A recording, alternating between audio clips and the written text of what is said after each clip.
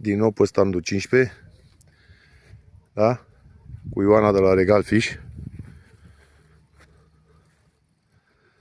Să vedem ce ne reprezintă azi.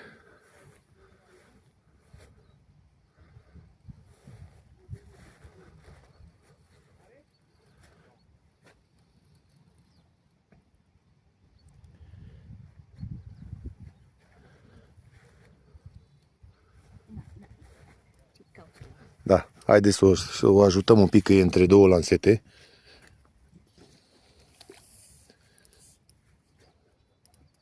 Frână. Da. Și mișcă-te de acolo.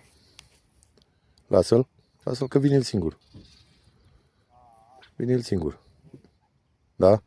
Ole. Ole. Bă, mâncați, nu mai dăștea prin eu? Regal Fish. Lasă-l mai sus. Lasă-l mai sus. Frâna. E slabă. Bravo, Ioana. Ăla e. Bine jocul. Bravo, Ioana. Hai. Haideți să-l aduc. Să-l aduc unde trebuie.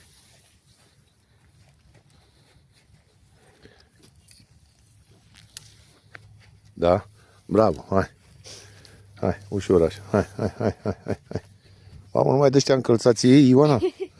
Op. Nu contează. Hai. Dar nu mai încălțați așa? Da. Așa ai învățat tu de la Regal Fish? Normal. Hai să vedem ce ai prins acolo. Regal Fish în acțiune. Ioana, jos pălăria. Se vede că Regal Fish te-a învățat să prinzi pește. Power. Power bomb.